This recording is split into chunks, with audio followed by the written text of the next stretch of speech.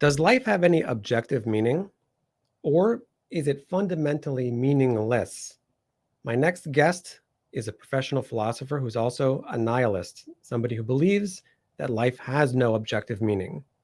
That and more coming up next on Beyond Belief.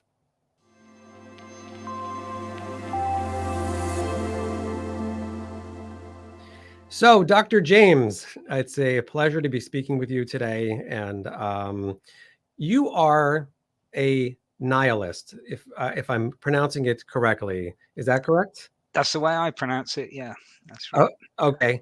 And if I understand nihilism correctly, it essentially asserts that life doesn't have a particular meaning, like from the word nil, like zero. Is that a brief but accurate description of the philosophy? Yeah, I think so. Yeah. Okay. So I'm sure that many people have asked you this, but I just want to chime in also. But so you wrote a whole book on this topic. And I guess the question that I might open up with is what is meaningful about writing about a lack of meaning? What was the motivation to communicate that to people? I feel that it's a fact about our reality that's been misunderstood. And I think it's an invitation into other philosophical questions. And I worry that our world's becoming rather unphilosophical. Hmm.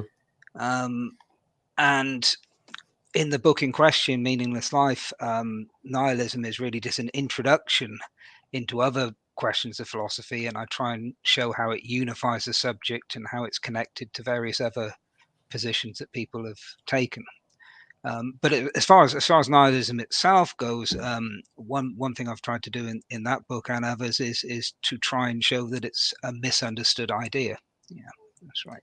Okay, so I'm sure we'll get into that, and I think that's interesting and important. I think probably people have certain presumptions about it, and if you want to reframe those, I think that's probably good. I think it has, as you point out in the book, it's got a reputation that's somewhat negative. Due to philosophers and due, I guess, to the way it's been accepted in culture in general, a lot of people sort of equate it with a bleakness and or a sadness or a nausea or an anxiety, all different kinds of terms that people use to describe it. So it's certainly, we'll get into how you feel that it's not those things. But I'll ask you something about that in a couple of more questions. But the second thing I wanted to ask is, you mention in the book that essentially philosophy, and you are a professional philosopher, but it sounds like you feel that philosophy has been sort of cowed by science, that like the scientific investigation of reality has taken the front and center place, and philosophy has fallen by the wayside, let's say. So is it fair to say that philosophy, in your view, has sort of lost its mojo, is part A of the question? And part B is, isn't it the case that science in the end always terminates in philosophy anyway? Aren't the two things sort of linked permanently together? I think we've had a certain forgetfulness of philosophy in the last century, and that's because of the dominance of a certain kind of philosophy, materialism. Um, the idea that everything that exists is ultimately physical. I think we've reached a point where people think that that's scientific. Certainly, a lot of scientists don't seem to understand that that's a philosophical view. I think a lot of ordinary people don't think that's a philosophical view, and they just take it for granted. So, in a sense, philosophy hasn't fallen by the wayside. I think it's dominant, and I think it has a dominant effect on our world. This background materialism that's in effect. Um, Philosophy and science seem very different to me. And I'd like to try and sort of explain why they're different and create some awareness of the philosophical views that people actually have, such as materialism.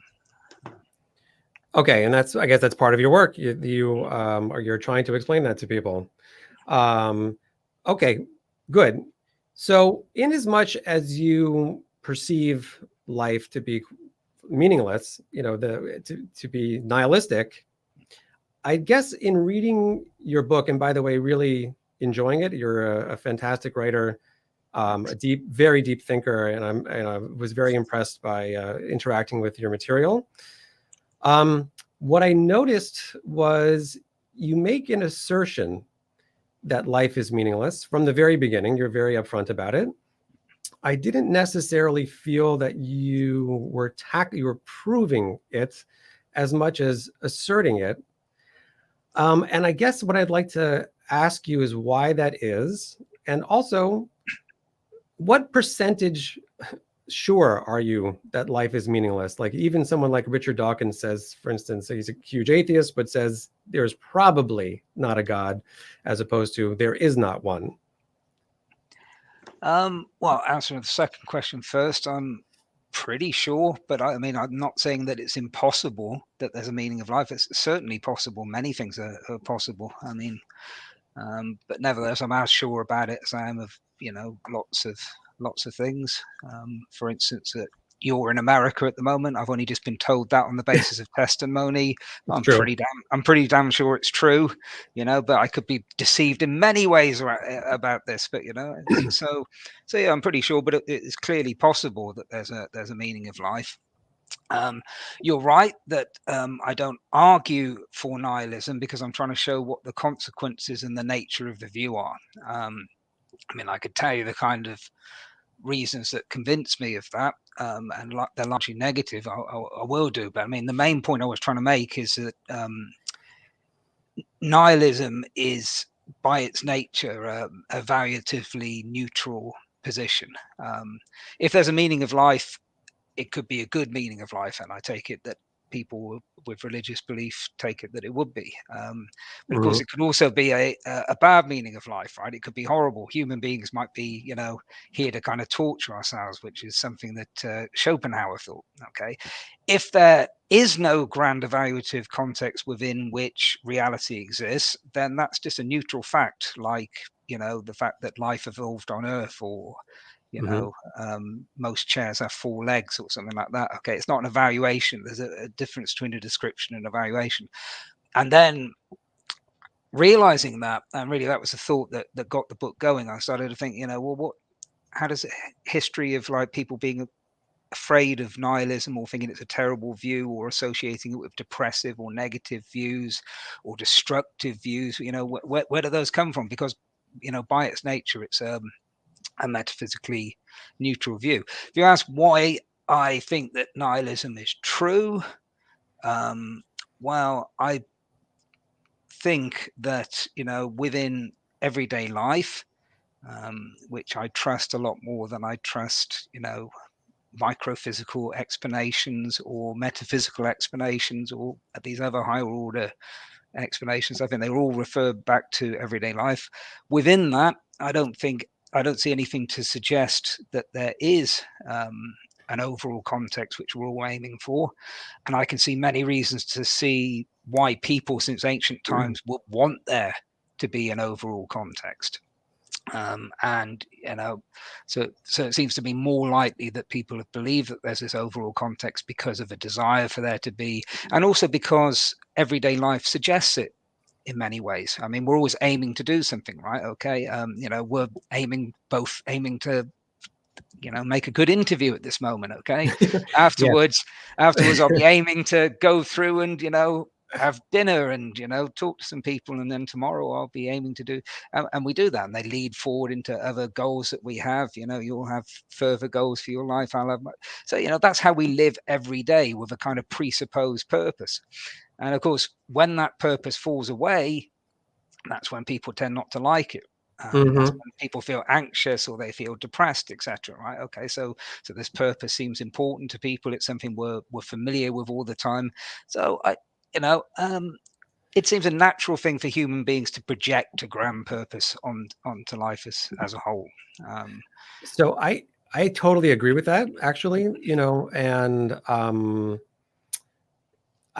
I've noticed. I mean, it's not hard to notice that in down moments, when you're not engaged in what you call in your book the framework, right? That's the goal-oriented activities that we're all doing, and so when I've got lots of appointments and I've got bills to pay and I'm busy, and busy people tend not to ruminate on the nature of existence, right? And so, however, there are those times when you're sitting in the waiting room of the doctor's office, and or even worse, when you're in the office itself, but the doctor hasn't actually showed up, and you have your phone's not on, and you're just sitting there, and like that's when the thoughts start to strike you.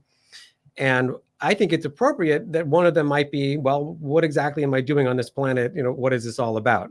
So as they say in philosophy, the unexamined life is it's not worth living. I agree. I mean, I disagree ultimately with, the purposelessness, and maybe we'll get into that a little bit more and why I have a different view on it.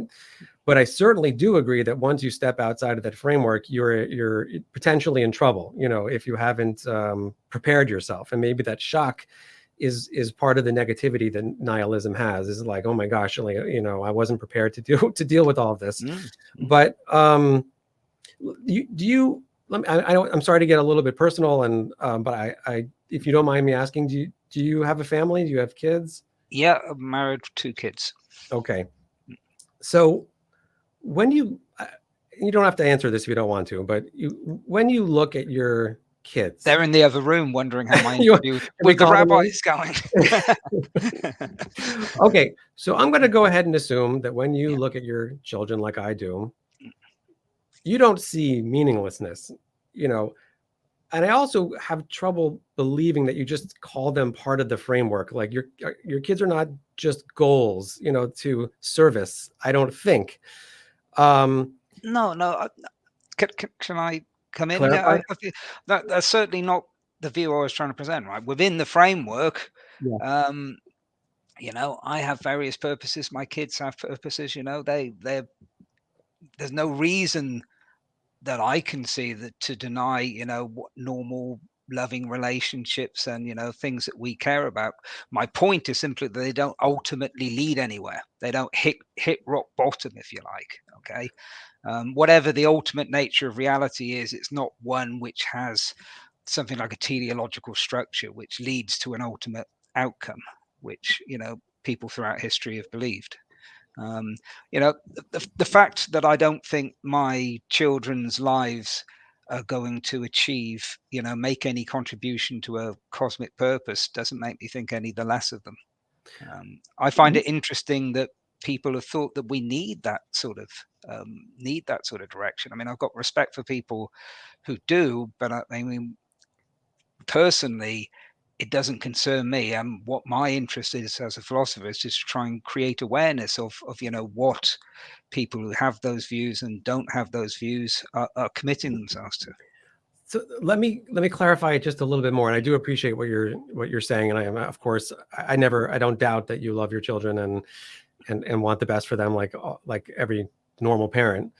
My question is more along the lines of, if I had to imagine a situation in which, I would say, God forbid, that, I knew I wasn't going to be around very long, or even more, God forbid, if I knew my kids were not going to be around for very long, I would be filled with a despondence, a horrible feeling. And that's despite the fact that I think consciousness continues after death.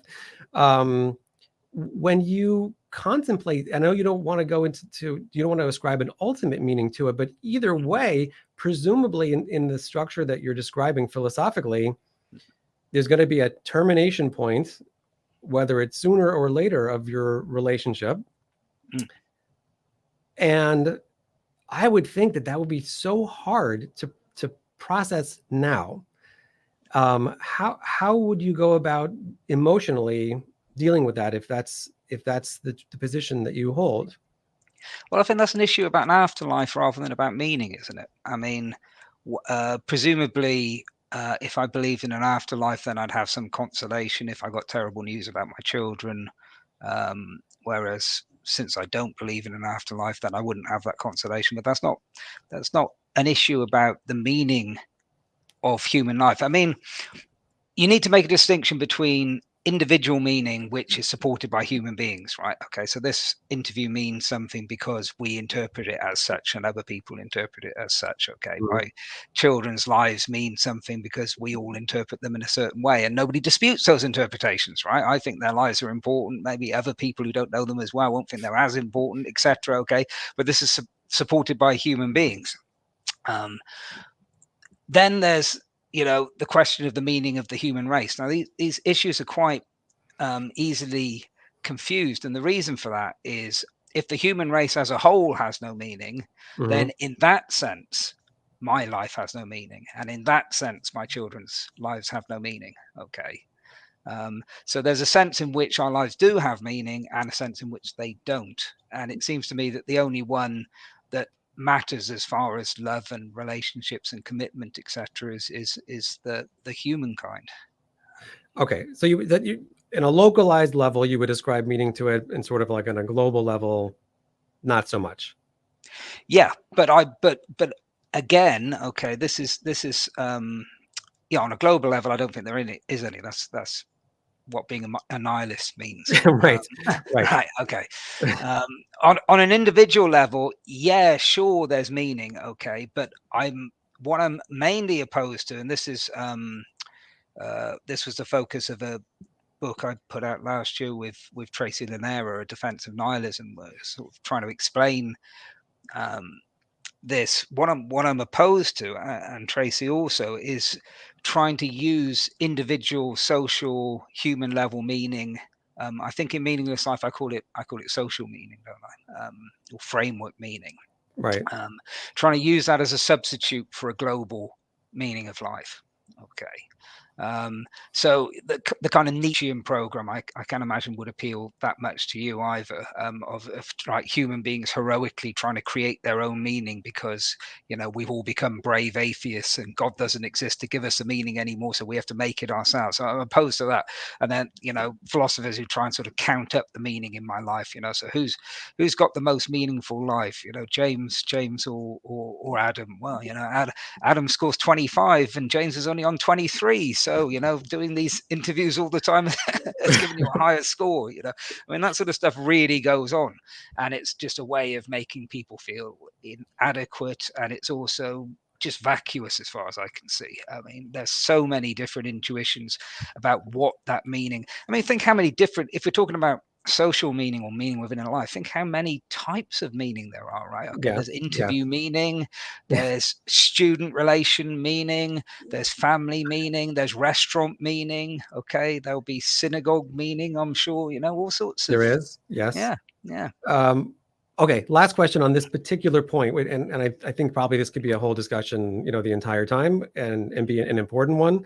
But what's the difference between that, you know, creating your own meaning, so to speak, and the guy who thinks he's Napoleon, or somebody who, well, that's my meaning. Or they're involved in something that to almost all of humanity is completely meaningless, but to them it has this particular importance.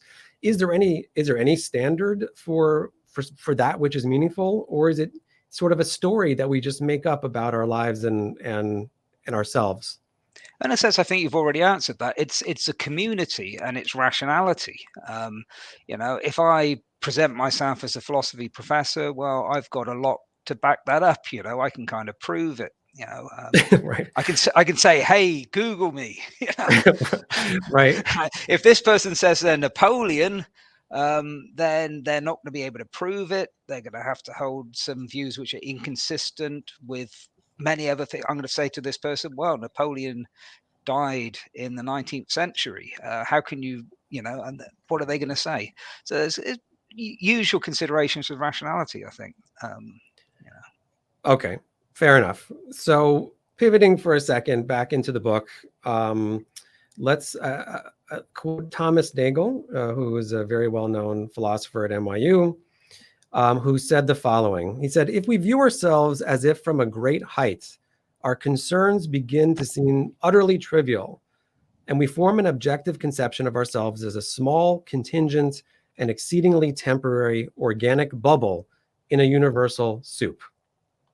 Okay, So fine, that is a I guess that's a classical nihilist view. Actually, can I disagree? I think that's yeah, an. yeah. Go ahead, go ahead. I don't think it is a nihilist view. I think it's an absurdist view.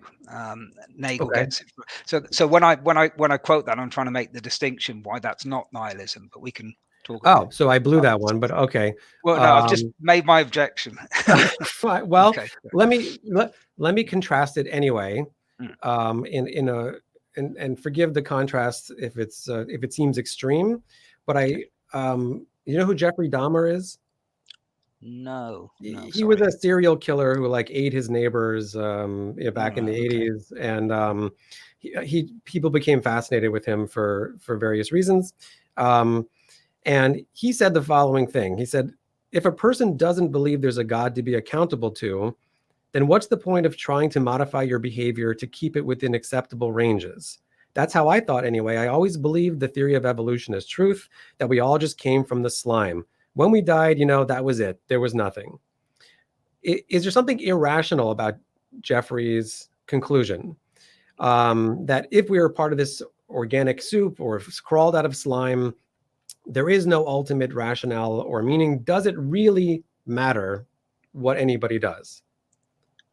Yeah, I think there is, because most human beings can agree that we want to live, that we shouldn't cause pain to each other, and what this guy seems to be saying, and it's a bit like Dossierski, in his novel famously said, if God doesn't exist, then anything is permitted, etc.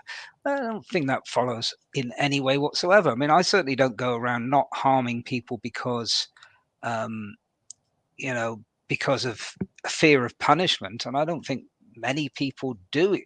I mean, if that was the ultimate ground of morality, I think the history of the world would be very different to the way it has been, because clearly, still what 80% of the people in the world have religious beliefs, and the crime isn't restricted to those 20% who don't. Sure. Right. So either what they're saying is very insincere, or there are other reasons. Like, for instance, most of us don't want to harm other people. Okay. There are punishment reasons embedded in law. We get arrested, but many of us seem to see that it's wrong. If I wouldn't want to be hurt myself, so I'm not going to hurt you. So let me use an extreme example to push this a little farther again. I think this, I could be misquoting this. You'll easily correct me, I'm sure, but I think Bertrand Russell said something along the lines of, I find it hard to accept that the only thing that's wrong with sticking a needle in a baby's eye is that I don't like it. Meaning, and maybe he didn't say that, or maybe I don't know who said it, but meaning I don't know that there's something ultimately wrong with doing that. I just prefer not to do that. I think that, I'm the kind of person who doesn't want to do that kind of thing. But there are entire cultures, who have permitted behaviors that nowadays we might find completely abhorrent, or in the West we might find them abhorrent, but in their view, they're perfectly reasonable and perfectly fine. Without an objective standard, is it possible to know what's good and moral outside of this this general sense that I think it's wrong to hurt people? However, oftentimes we draw those lines in very different ways, what it means to hurt somebody, for instance. So I guess, is there anything ultimately wrong with doing something that somebody might find bad?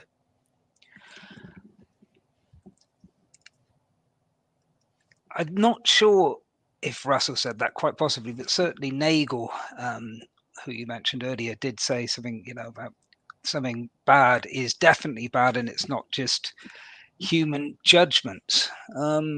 Well,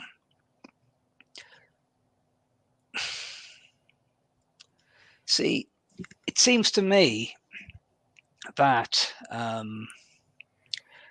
the kind of reality that we exist in, if there are going to be base level moral facts, must be a rather odd reality. It's certainly not a materialist reality. Mm-hmm. It's hard to see on any other metaphysics, idealist or dualist, how it could be that kind of reality either, simply for the fact that it's an evaluation. Mhm. We evaluate something as bad. For reality to be fundamentally evaluative, I think would be odd. But then why do we need it to be? Because evaluations are made by human beings, and we all negatively evaluate those activities. We can agree on that. The problem with thinking that a meaning of life is going to support these kind of judgments, that there is this overall context which supports morality, is that nobody's ever been able to agree on what it is. I never see any concrete proposals for what the meaning of life is. Very few. I mean, to worship God is one, but that doesn't tell you that pain. Sort of, yeah. It's one that comes up, and that wouldn't tell you exactly that pain is by its nature bad. I don't see why it's not good enough that human beings don't like pain. That really is a very natural fact about the world, and hence the majority of us see good reason to try and avoid it. And we evaluate things which generate it for no good reason as wrong. I don't feel that it needs to be an absolute fact about the intrinsic nature of reality. I don't think I find it unlikely that it could be. Not impossible, but unlikely. Okay. And yes, that's probably the crux of this particular, angle of the debate. And I would love to have more of an opportunity to present the other side, which I don't think I have time for. But maybe we'll talk again. In the meantime, let me pivot once again and note that you and I have the distinction of both being jazz guys who studied music in the same city at the same time at two institutions that were only a few blocks away from each other, which of course gains you great respect in my eyes, even more than your philosophical achievements. And the feeling of performing, of playing. It's a hard to describe sort of feeling. And when I step back and I try to understand why I'm drawn to music or listening to it or playing it, I often have in the past found it to be strange, confusing, a strange activity. And I just like to read you a quote by a well-known musicologist named Victor Zuckerkandl, who said the following. He said, "How can tones have meaning? Words have meaning because they relate to things, sentences because they express something about things.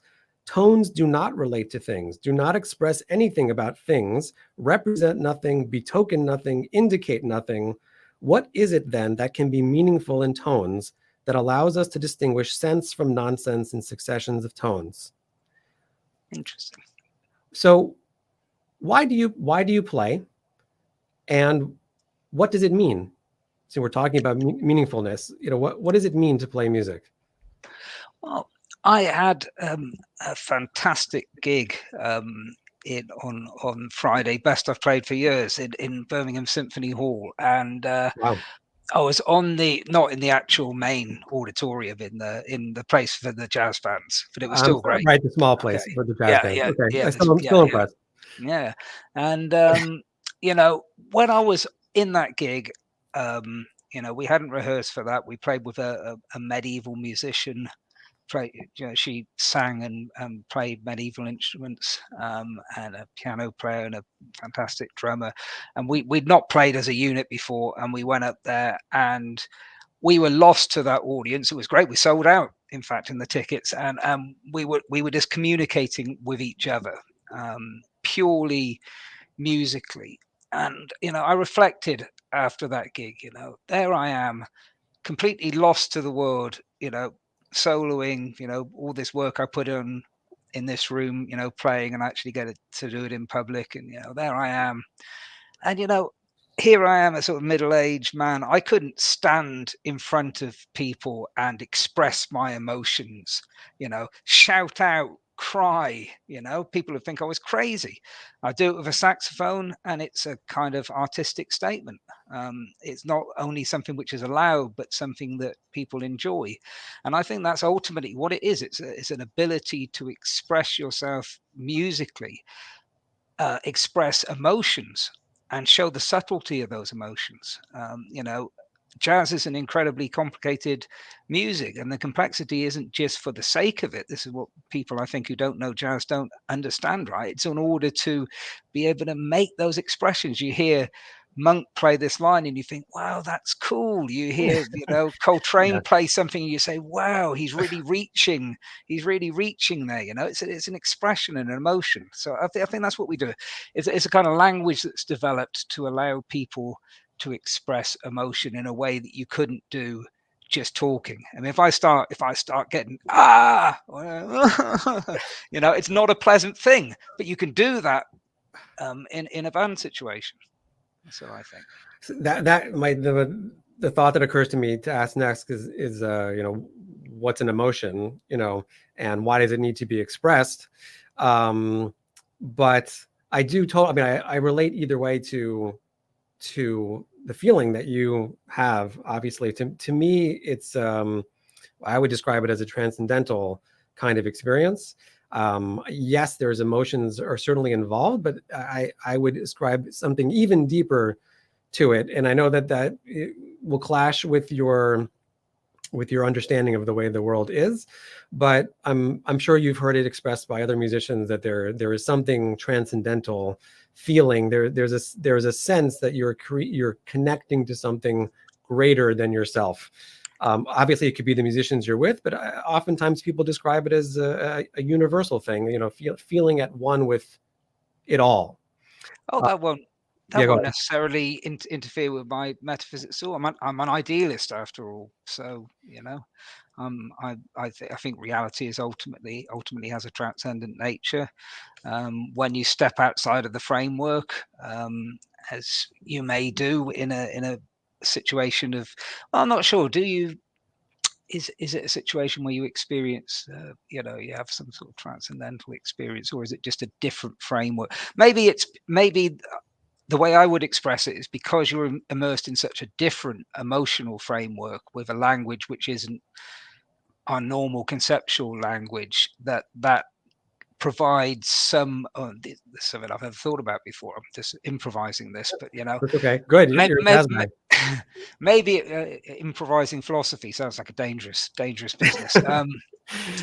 Maybe the fact that you enter into such a different framework and get taken away from the framework of everyday life so much in a way that only a musician can experience. Well, I imagine sports people, etc., have Right. Yes. their Sure. own equivalent. Maybe entering that different framework somehow provides some kind of awareness of transcendence. I think maybe I could go with that. Okay. Yeah. Let me actually, I was something I wanted to clarify in reading the book. You do talk a lot about transcendence, Mm. and you bring it as the conclusion to several paragraphs and like a solution to several problems. What do you mean? What is something that's transcendental? Okay, just a terminological thing, right? Transcendental. I know these get used differently. Just within metaphysics, transcendental refers to sort of within the Kantian system where the mind filters reality in a certain way. Okay, so I'm distant from that. I'm a more of a traditional idealist, you might say. Okay, so by transcendent, I mean something which is outside the context which consciousness creates. So at this moment, while you're having these experiences, so you can see the screen, etc., right? So the physical world is within your consciousness, shall we say? Okay, the Mhm. sound of my voice is within your consciousness, right? Yeah. Okay. What I mean by transcendent is something which is the nature of that reality outside of your consciousness. So a good example which I like to use is dreaming. Okay, so when you're asleep and you're dreaming, the objects you're aware of, okay, they're not real objects, they're dream objects. Okay, but nevertheless, there's something there. It's real. Okay. And its reality is transcendent to the dream. Nothing's real within the dream, right? Whatever reality there is to those dream objects is outside of the dream. Okay. So the kind of idealism I defend would say that, you know, the same is true in everyday waking life, right? There's a transcendent, the things we're aware of within our consciousness have a transcendent nature. And are these, is it an immaterial thing? Is the nature of it non-physical? Yeah. Okay, so you ascribe to some version of a non-material reality. You just don't think it necessarily has a meaning. That's the entire reality that exists in my view. Yeah, I just don't think it has meaning. That's right.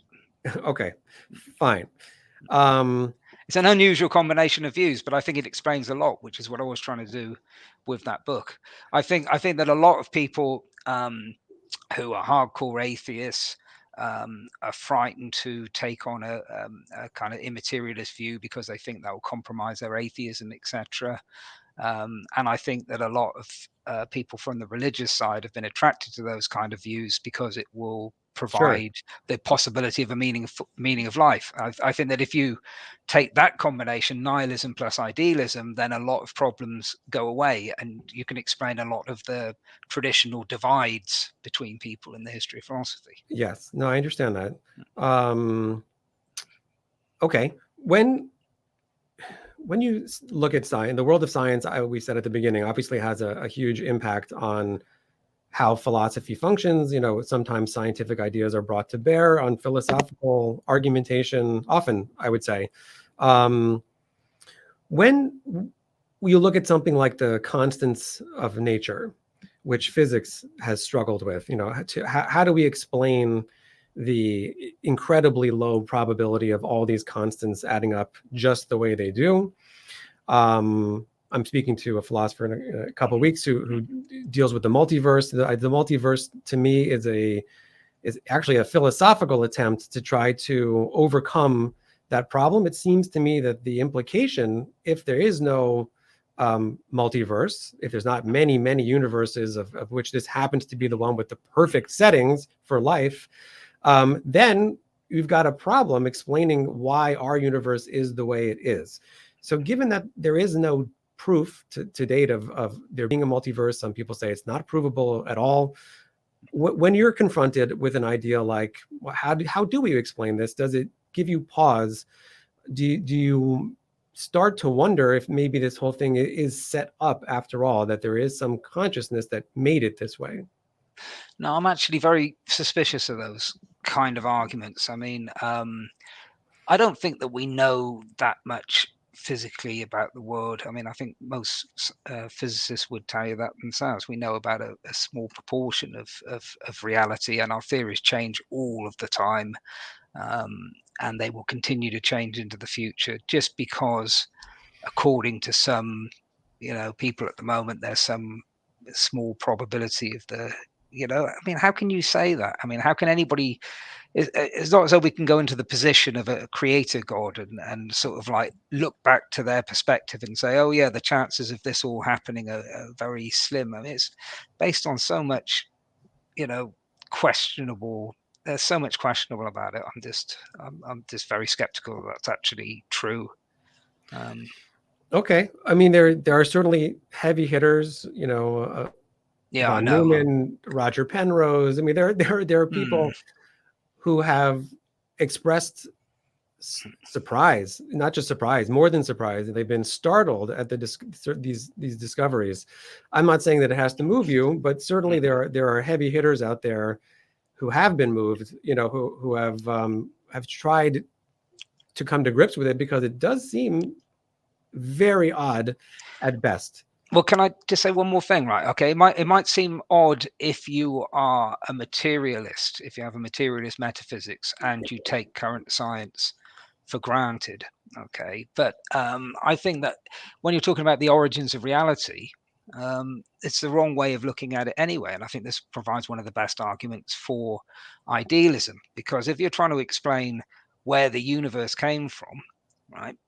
then you're trying to explain something, in my view, that is outside or transcendent to consciousness, rather than within consciousness. We have a certain model where we understand the phenomena that appear to us. We understand them in physical terms, and that's where our science applies.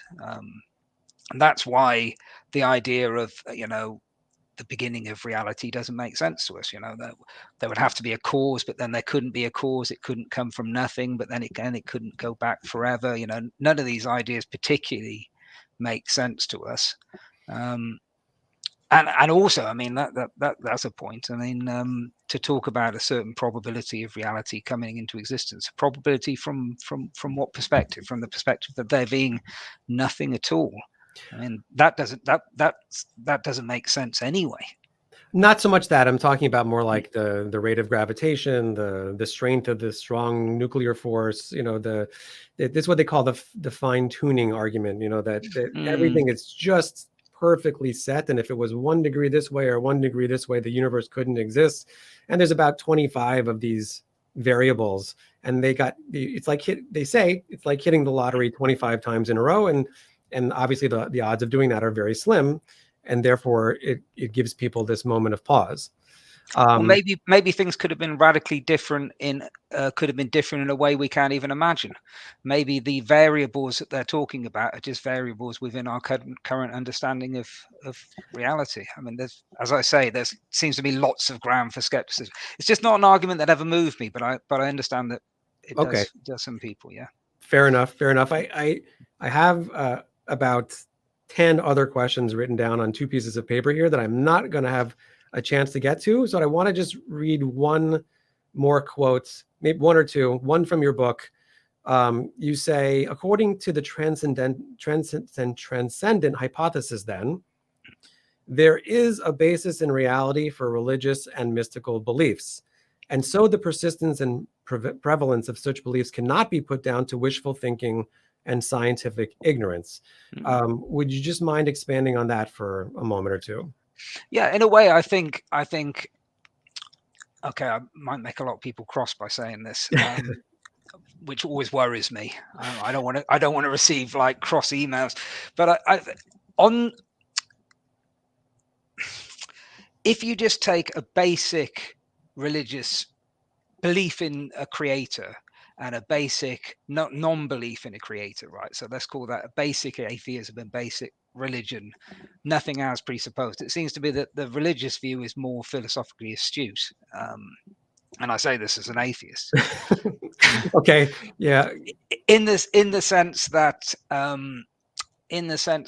I feel like, religious belief has a basis in the fact that reality transcends conscious experience. Yeah. So once you recognize that, right, and I think a lot of people have recognized it right since ancient times. I think once you recognize that the human explanations within our consciousness, right, explaining things as they appear to us, isn't how things ultimately are. Once you realize that, then there is it might start to occur to you that there could be another being, or there could be something which create. I mean, really, we're talking about a realm we don't really know anything about. Okay.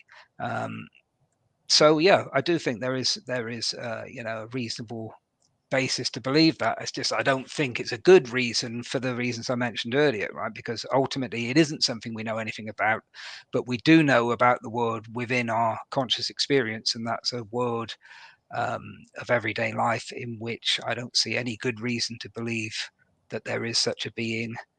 And I think there's lots of reasons why people will want there to be such a being. Nevertheless, I think, once you see this transcendence, and that does at least open the door to it. Yeah. Okay. Well, that's very intellectually open and honest of you, and I appreciate that. I want to close our session today, which I've thoroughly enjoyed. So thank you, with Thomas Nagel one more time, and I'm going to get a final reflection from you on this one. It's a very well-known one. He says, "I speak from experience, being strongly subject to this fear myself. I want atheism to be true, and I am made uneasy by the fact that some of the most intelligent and well-informed people I know are religious believers. It isn't just that I don't believe in God and naturally hope that I am right in my belief. It's that I hope that there is no God. I don't want there to be a God. I don't want the universe to be like that. Huh, I've never heard that before. Oh, really? Okay, no. Okay, so as clever and learned as philosophers are, I mean, I appreciate his honesty as well, but is it possible that there's some subtle bias at work, under the surface, and maybe more people than we think are like Professor Nagel, and it's not so much that they just don't want to deal with it. Well, you can never be sure, can you? But I mean, I honestly don't think that I'm like that. I really don't think that I kind of believe it because I want to get the right answers, because I want to do my job well. Mhm. If there is a God, that's fine by me. I hope I haven't done anything wrong. But I find it odd that Nagel would want atheism to be true. I can understand wanting there to be a God, but wanting atheism to be, I guess he's scared. Strange. Strange. Yes, I don't know. Anyway, Professor James, thank you so much for being with me today. This was a really enjoyable conversation. I recommend that folks go out and check out your work and your music if they have the opportunity to do so. And thank you all for joining us today. And please subscribe to stay abreast of all the great stuff we have coming up. And there are great programs headed your way on Beyond Belief. So thank you all for being here. And thank you once again.